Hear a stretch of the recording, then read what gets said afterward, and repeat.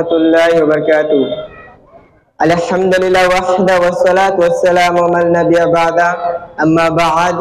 Fa'udzu billahi minasy syaithanir rajim.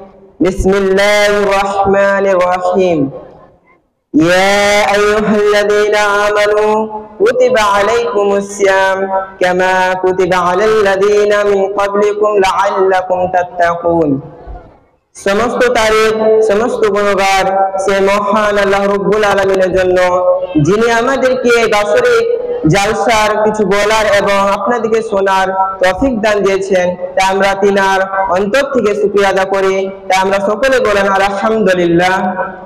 তারপরে পরে ধর্মনেতা কর্মনেতা মামিনার দুনুলাল জনাব মুহাম্মদ সাল্লাল্লাহু আলাইহি ওয়াসাল্লাম, তিনার উপর হাজার হাজার দরুদ ও সালাম হোক। তাই সকলে বলেন আল্লাহুম্মা সাল্লি আলাইহি আল্লাহুম্মা বারিক আলাইহি। আমি যে আপনাদের সম্মুখে দাঁড় হয়েছি, আমার মূল বিষয় হচ্ছে সিয়াম। ইবাদতের মধ্যে সব থেকে বড় ইবাদত হচ্ছে সিয়াম।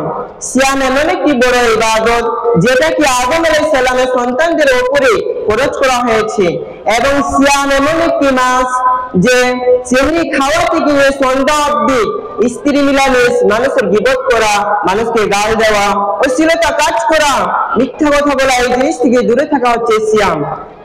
এর ব্যাপারে আল্লাহ রাব্বুল আলামিন কোরআনে বললেন, সূরা হচ্ছে বাকারা আয়াত নম্বর 183। আল্লাহ বলছেন, ইয়া আইয়ুহাল্লাযিনা আমানু, হে মুমিনগণ, হে ঈমানদারগণ, কুতিবা আলাইকুমুস সিয়াম কামা কুতিবা আলাল লাযিনা মিন ক্বাবলিকুম লাআল্লাকুম তাত্তাকুন। তোমরা পূর্ববর্তী লোকেদের মতো নয়, তোমাদের উপরে সিয়াম ফরজ করা হয়েছে যেন আল্লাহর ভয় এবং ভীতি অর্জন করতে পারো। সম্মান উপস্থিত, এই আয়াতটা আপনাদেরকে বোঝাতে চাই, যেরকম আমাদের উপরে নামাজ ফরজ করা হয়েছে সেরকম আমাদের উপরে সিয়ামও ফরজ করা হয়েছে। 7 বছর হয়ে গেলে তার উপরে নামাজ ফরজ করা হয়, এটা প্রত্যেকটা মুসলমান জানে। 7 বছর হয়ে গেলে তার উপরে নামাজ ফরজ করা হয়, এটা প্রত্যেকটা মুসলমান জানে। 7 বছর হয়ে গেলে তার উপরে দুটি জিনিস ফরজ করা হয়, এক হচ্ছে নামাজ, দুই হচ্ছে সিয়াম। এবার আসুন, সিয়াম এবং নামাজের মধ্যে পার্থক্য কি রয়েছে। সিয়াম এবং নামাজের মধ্যে পার্থক্য হচ্ছে কি, আপনি যদি নামাজ যদি ছেড়ে দেন, আল্লাহর কাছে যদি ক্ষমা চান, আপনাকে ক্ষমা করা হবে। আর যদি আপনি সিয়ামের জন্য আল্লাহর দরবারে যদি ক্ষমা চান, তাহলে আপনাকে ক্ষমা করা হবে না।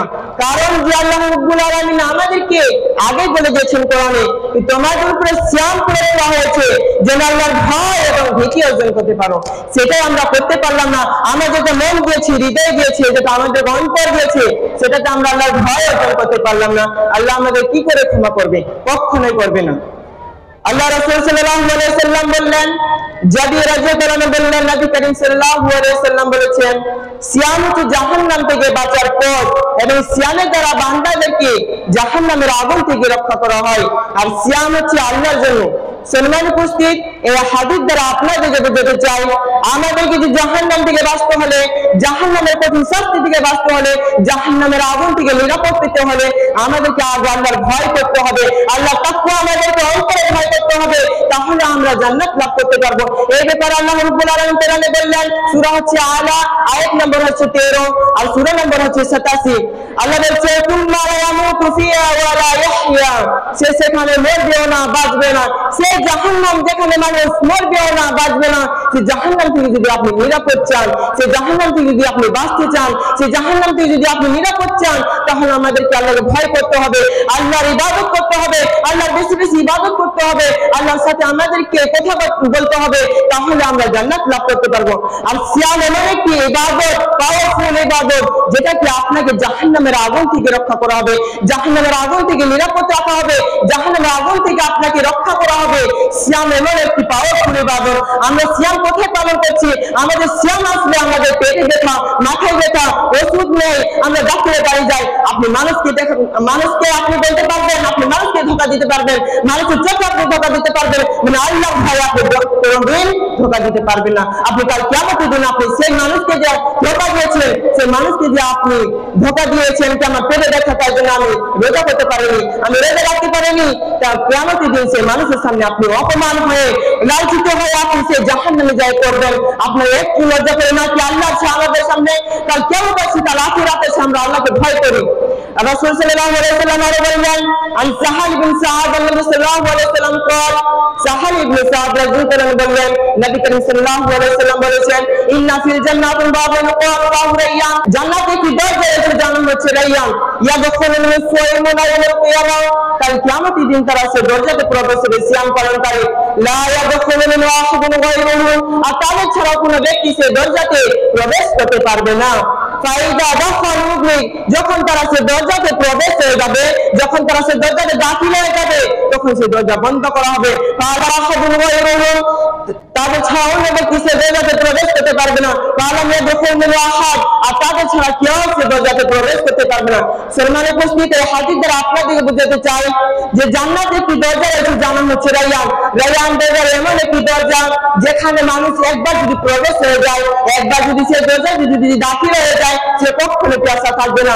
আর কাল কিয়ামতের দিন সিয়াম পালনকারী এতটা সম্মানিত হবে, এতটা ইজ্জতকারী হবে, তাদেরকে এতটা সম্মান দেওয়া হবে, কাল কিয়ামতের দিন তারা সে দরজাতে প্রবেশ করবে। রাসূল সাল্লাল্লাহু আলাইহি ওয়াসাল্লাম বললেন, আয়েশা রাদিয়াল্লাহু আনহা বললেন, নবী করিম সাল্লাল্লাহু আলাইহি ওয়াসাল্লাম সোমবার ও বৃহস্পতিবার রোজা রাখতেন। এটা আসলে সোমবার ও বৃহস্পতিবার আমাদের আল্লাহ রাসূল কেন রোজা রাখতেন? কি ফজিলত রয়েছে, কি কারণ রয়েছে? আল্লাহ রাসূল সাল্লাল্লাহু আলাইহি ওয়াসাল্লাম এই দিনে রোজা রাখতেন। সাহাবায়ে কেরাম জিজ্ঞাসা করলেন, ইয়া আল্লাহ রাসূল, আপনি এই দিনে রোজা কেন পালন করেন? সাহাবায়ে কেরামকে আল্লাহ রাসূল জবাব দিয়ে বললেন, আমি এই দিনে জন্মগ্রহণ করেছি, এই দিনে আমার উপরে কোরআন নাযিল হয়েছে, তাই আমি আল্লাহকে সন্তুষ্ট করার জন্য, আল্লাহকে খুশি করার জন্য আমি এই দিনে রোজা পালন করি। সম্মানিত উপস্থিতি, তাহলে এই হাদিসে বোঝা গেল আমাদেরকে যদি রোজা করতে হলে, সিয়াম পালন করতে হলে আমাদেরকে সোমবার ও বৃহস্পতিবার রোজা রাখতে হবে। সোমবার ও বৃহস্পতিবার রোজা রাখতে হলে, রোজা রাখলে আমাদের কি আছে?